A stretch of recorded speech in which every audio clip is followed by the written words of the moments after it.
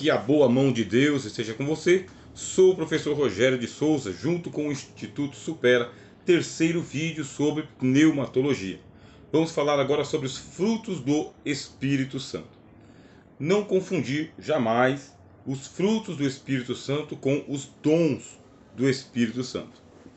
Essa distinção ela é importante para um teólogo. Muitos querem fazer um casamento ou uma confusão entre um e outro. Não, nós vamos respeitar a metodologia do Novo Testamento. Para tratar dos dons, o apóstolo Paulo escreveu na carta aos Coríntios, capítulo 12, 13 e 14. Para tratar dos frutos, o apóstolo Paulo escreveu na carta aos Gálatas, capítulo 5, contrapondo frutos do Espírito Santo contra obras da carne. Pode acontecer que uma pessoa receba a plena manifestação dos dons do Espírito Santo, sem, contudo, possuir a maturidade cristã que é própria para aqueles que estão frutificando para o Senhor. Jesus foi o primeiro a insistir de que nós devemos dar frutos. Ele comparou-se à videira verdadeira, dizendo que o Pai é o lavrador e que nós somos as varas, e que, estando em Jesus, nós devemos produzir frutos. Vamos lembrar de João Batista, dizia a mesma coisa, frutos dignos do arrependimento. Porque através dos frutos, o Espírito Santo, ele vai multiplicando a personalidade e o caráter de Jesus nos filhos de Deus. Cada um de nós possui a sua própria personalidade. Cada um de nós mantém o seu próprio caráter, mas uma vez que o Espírito de Deus está em nós, é natural que ele vá nos conformando, nos colocando na forma em que o Senhor Jesus foi formado. Se até Cristo ele foi aperfeiçoado para ser o príncipe da nossa salvação, diz o autor aos Hebreus, por meio daquilo que sofreu, quanto mais nós devemos também produzir frutos para o nosso Deus. Mas não frutos simplesmente naturais, por uma convivência com a cultura cristã, com a cultura evangélica. Isso é muito natural. Nós vivemos dentro de uma comunidade de crentes, que ouvem a mesma pregação, que cantam os mesmos louvores, que adoram ao mesmo Deus. E isto produz uma cultura. Agora, produzir cultura é uma coisa. Ser nascido de novo é outra coisa. E produzir os frutos deste novo nascimento é uma outra dimensão. A gente vê que na carta aos Coríntios, o apóstolo Paulo está tratando justamente daqueles que, mesmo tendo bastante manifestação dos dons espirituais, não possuíam certos frutos espirituais, frutos do Espírito Santo. A temperança, por exemplo, faltava entre eles. Não havia maturidade. Por isso, não vamos confundir dons do Espírito Santo, que podem se manifestar em qualquer pessoa a qualquer momento, pode se manifestar uma vez e nunca mais, pode se manifestar em ato contínuo, que é diferente do fruto do Espírito. Por quê? Esse fruto ele demanda tempo, ele demanda caminhada com Deus, maturidade cristã. Uma pergunta que se faz é se são 9 frutos do Espírito Santo para se fazer um par com os 9 dons do Espírito Santo. Não. O apóstolo Paulo, no singular, fala: o fruto do Espírito é. Aí ele vem descrevendo as características do fruto do Espírito. De uma forma metafórica. É um fruto, é como se fosse um fruto com 9 sabores diferentes. Mas não. São 9 características do mesmo fruto. Começa com o amor. Espera aí. Quando a gente vai lá para o livro de 1 Coríntios, o apóstolo Paulo fala do amor também. Será que o amor ali é dom ou é fruto? E o amor aqui é fruto ou é dom? Muito bem. Aí entra a exegese e a hermenêutica. O que é que o apóstolo Paulo está falando no capítulo 12, 13 e 14? Ele está falando sobre os dons. Leia. 1 Coríntios ele fala dos 9 dons. Capítulo 12. No capítulo 14, ele fala de como nós temos que usar os dons de Cristo, os dons do Espírito Santo. E o capítulo 13 está isolado? Não. O capítulo 13 ele é uma ampliação. Por quê? Ele é uma ampliação por causa que ali em 1 Coríntios o amor é um dom sobrenatural, igual o dom da fé, igual o dom de maravilhas, igual o dom de falar em línguas estranhas. Ora, você vai encontrar o dom da fé ali em 1 Coríntios e o fruto da fé aqui na carta aos Gálatas. Portanto, a gente não vai confundir. Lá é dom. O Espírito Santo pode comunicar o amor direto de Deus ao coração de um dos seus filhos, para que você ame com o amor de Deus, ou ame assim como Deus ama, com toda a inteireza, com toda a estranheza, com toda a intensidade. Não é um amor próprio, um amor seu, que vai se desenvolvendo aos poucos, porque esse é o caso do fruto do Espírito. Você já possui o seu amor próprio, amor a si próprio.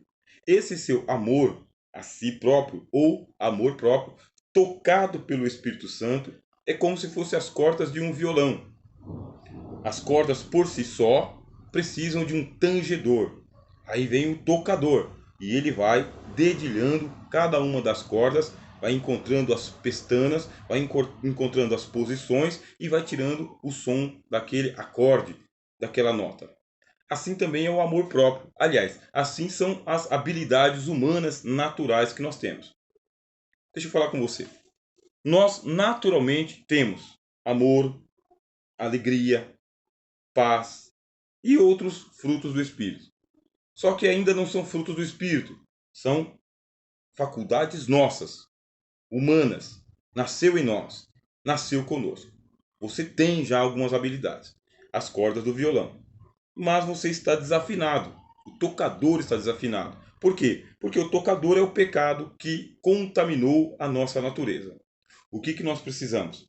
Purificar as cordas, para que nós possamos ter o acorde dos céus. É isso que faz o Espírito Santo. Ele traz o amor do céu em forma de fruto e ele encontra o amor próprio que está em você, refina o amor próprio e assim você e o Espírito Santo em sinergia. É um termo que a filosofia utiliza.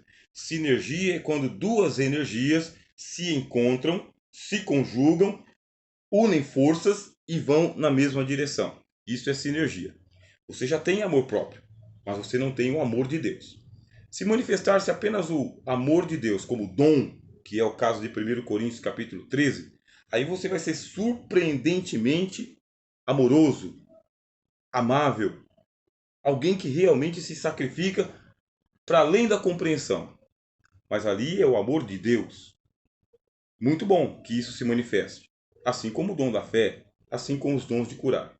Mas Paulo fala de um caminho mais excelente. E esse caminho mais excelente é que esse mesmo amor, que é dom, que está em Deus, se transforme também no nosso amor. Aí, no caso, o Espírito de Deus, que está em nós, vai fazer frutificar o amor de Deus com o nosso amor. Vai purificar o amor próprio para que ele não seja egoísmo. Esse amor próprio ele não é pecado. Senão Jesus não teria dito: amai ao teu próximo como a ti mesmo. O amor próprio é lícito, é natural. O problema é o desvio de rota. É quando ele se torna egoístico, egotista, egolátrico. Vem o Espírito Santo. Está sobre você. Está fazendo de você uma nova criatura. Agora você é lavoura de Deus. Ele vai trabalhar para que você tenha não somente ferramentas para o exercício da obra cristã, mas para que você também seja beneficiado em andar com Deus. O caráter de Cristo tem que ser formado em você. Aí começam os dons. Amor. Você ama. Vai aprendendo a amar. Amar o teu próximo como a ti mesmo. Amar até aquele que não te ama. Amar com o amor de Deus. Esse é o fruto do Espírito. Segundo, fala do gozo. Uma palavra que traduzida para o português, ela vai dar o equivalente com super alegria, alegria demais, alegria incontível, contentamento. Isso que é o gozo. É quando você tem satisfação com a vida, satisfação com as pessoas, satisfação com as coisas do Espírito. É sentir alegria nas mínimas coisas ou até mesmo nas aflições. O apóstolo Paulo escreveu uma carta aos Filipenses que é chamada a Carta da Alegria, justamente por isso, Porque os filipenses receberam a palavra em muita perseguição e em muita tribulação. Os filipenses eles eram a igreja pobre do Novo Testamento ao lado da igreja de Jerusalém. Mesmo sendo pobres, tiraram de si mesmos e abasteceram a obra de Deus, sustentando o apóstolo Paulo em suas missões. Quando chegava a época da coleta, os filipenses eram os primeiros a fazer as obras de alegria, as obras de caridade, arrecadando fundos para sustentar a vida missionária do apóstolo Paulo. Alegria nas aflições, alegria nas tribulações, nas dificuldades, até mesmo diante de severas tentações. Não uma alegria produzida por uma mesa farta, por um aplauso, por um reconhecimento, por honra ao mérito, mas uma alegria fruto do Espírito Santo. Por quê? Porque ele é o óleo de alegria. O próprio Espírito Santo, ele é um espírito de contentamento. Por isso que Paulo fala, eu estou plenamente instruído em ter fartura ou passar necessidades. Já sei, estou instruído, porque esta é a alegria do Espírito Santo.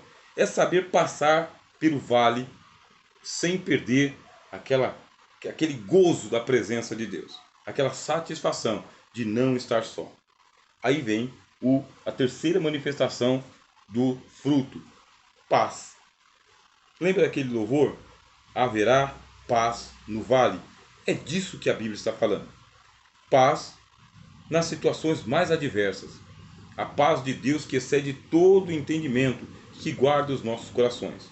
Mas não esqueça, estamos falando de frutos, portanto, é ad continuum. É para a vida toda. Não é o intervalo entre duas guerras. É paz sobre paz. Não é apenas uma saudação formal colocada nas cartas ou um protocolo que nós cumprimos quando nós encontramos uma pessoa. É a verdadeira paz que veio dos céus, que estava em Cristo, que está no Espírito Santo, que deve estar na igreja. Esta é a razão pela qual nós nos saudamos uns aos outros com o ósculo da paz, com a paz de Cristo, com a paz do Senhor, com a paz de Deus, com a graça e a paz de nosso Senhor. E agora, esse fruto tem que estar presente no homem e na mulher de Deus. É uma vida toda, é a carreira cristã, é para sempre, não é para um culto, não é para um evento, não é apenas para uma hora, é para a vida toda. O Espírito Santo, ele é o trabalhador na lavoura de Deus. E depois nós vamos ter aqui a longanimidade, que é a mesma paz a longo prazo. Por quê? Tem gente com quem você tem que ter mais do que paz. Você tem que ter paciência. E é muita paciência. A paciência com longanimidade, isto é, não se irar facilmente. Não perder a sua paz facilmente. Longanimidade é quando você dá prazo, mas não curto prazo, longo prazo, para que as pessoas caiam em si, para que as pessoas se arrependam, para que as pessoas mudem de atitude. Muitas vezes nós queremos agir de uma maneira sumária, bate e pronto. Não. O Espírito Santo, ele é longânimo para conosco. Ele não age sumariamente conosco. Quando nós caímos em alguma espécie de transgressão, pecado, culpa, ao invés do Espírito Santo nos eliminar e já abandonar a casa, ele entra em um processo de produzir em nós o arrependimento. O que é o arrependimento? No grego, é a palavra metanoia. Então a metanoia é quando ele começa a trespassar pela nossa mente. Ele vai transpassando a nossa mente, vai revirando a nossa mente, revolucionando a nossa mente para nos conduzir ao arrependimento. Quer dizer, a gente fica pendendo de um lado para o outro, pendendo de um lado para o outro, até que, por fim, nos entristecemos segundo Deus e vamos buscar redenção e misericórdia. Veja só, da mesma maneira como o Espírito Santo ele é longânimo, ele vai nos ensinar a agir da mesma maneira. Não agir de bate-pronto. Por isso que está escrito, irai-vos, mas não pequeis. Não se ponha o sol sobre a vossa ira. Tem que dar tempo para que as pessoas caiam em si e se arrependam. Foi isso que aconteceu com o chamado filho pródigo, né? Teve o tempo que foi necessário para cair em si. Muitas vezes a gente quer que as pessoas se convertam imediatamente. Caiam em si imediatamente. Até nos estimula a ira. Mas você é um homem de Deus. É para isso que você está estudando teologia. Para aprender as coisas de Deus, com a Bíblia aberta. Não esqueça da sua caneta e não esqueça do seu bloco de anotações. já pedi para você, mantenha a sua mão o seu bloco de anotações. Aí vem a benignidade. O que é isso, a benignidade? Bom, benignidade e bondade são duas manifestações conjuntas do fruto do Espírito. Por quê? Porque a bondade, ela é a benignidade em ação. A benignidade, ela é o princípio. É ela que dá origem a ações de bondade. As pessoas só vão saber se você é bom, se você é boa, depois que você tomar decisões, atitudes, demonstrações de bondade. Mas para ter essas demonstrações de bondade, o fruto do Espírito que vai propiciar você se tornar bom é a benignidade. Somente os benignos fazem o bem. Somente os benignos praticam atos de bondade espiritual. Você pode fazer uma bondade social, pode fazer uma bondade política, pode fazer uma bondade fraterna, mas vai ficar só na horizontal. Quando o seu ato de bondade ele tem origem no fruto do Espírito, na benignidade, isso sobe aos céus. Você tira da horizontal e leva para a vertical. É para isso que o Espírito Santo está trabalhando no seu caráter e na sua personalidade. Para que, já que você tem que praticar boas obras, pratique-as para Deus. Pratique-as na presença de Deus. Queira que Deus seja glorificado pelas suas boas obras. Daí vem outro fruto, que é o da mansidão. Mansidão é quando você suporta. Mas você não pode suportar pouco, você tem que suportar muito. É como se tudo dependesse disso. Assim você começa a suportar a ira, o ódio, o rancor, a desconfiança e vai pesando sobre os seus ombros como se fosse uma cruz. Mas como você é manso e humilde de coração, aprendeu com o Senhor Jesus, você tem um fardo para levar. Mas ele é leve, ele é suave. Pelo menos é isso que diz o nosso Senhor Jesus Cristo. Se você perder a sua mansidão, você lança de si o jugo de Cristo. Se você quiser agir, como eu disse anteriormente, de bate pronto e devolver a ofensa na medida em que você foi ofendido, aí todo aquele trabalho que o Espírito Santo está tendo com você, ele fica comprometido. Por isso que tem que ter aqui a manifestação da temperança. O que é esta manifestação da temperança? Lembre-se de Moisés. Moisés perdeu a oportunidade de entrar com Israel na terra prometida. Por quê? Porque na hora que ele tinha que manter a serenidade, a compostura, o autodomínio, faltou a ele a temperança, o autocontrole. Pegou a vara, a mesma vara com a qual ele libertou os filhos de Israel do Egito, esta vara ele bateu na pedra. Pela segunda vez, Moisés tomou a atitude de quebrar a pedra. Primeiro ele quebrou os 10 mandamentos e agora ele quebra a pedra com uma cajadada. Perdeu tudo aquilo que Deus estava preparando para ele. Era ele e não Josué quem deveria levar o povo até Canaã. Quem sabe naquele dia o povo de Israel não teria se convertido. A partir daquele momento o prazo começou a contar 40 anos. Porque Moisés era a última esperança de Deus para poder colocar aquela geração em Canaã. Como Moisés ele se exasperou, perdeu o controle, a sua mansidão foi comprometida, o seu autodomínio não aconteceu, toda aquela geração ela despencou para a morte. Deus estabeleceu, ninguém entra, exceto Josué e Caleb. Nós somos chamados a produzir frutos, frutos dignos do arrependimento. E que essa seja uma boa hora de você pensar nisso. Somos o Instituto Supera. Você está estudando conosco aqui o curso básico em teologia. Essa é a terceira disciplina. Falta apenas mais um vídeo onde nós vamos encerrar pneumatologia. Que a boa mão de Deus seja com você. Em nome do Senhor Jesus.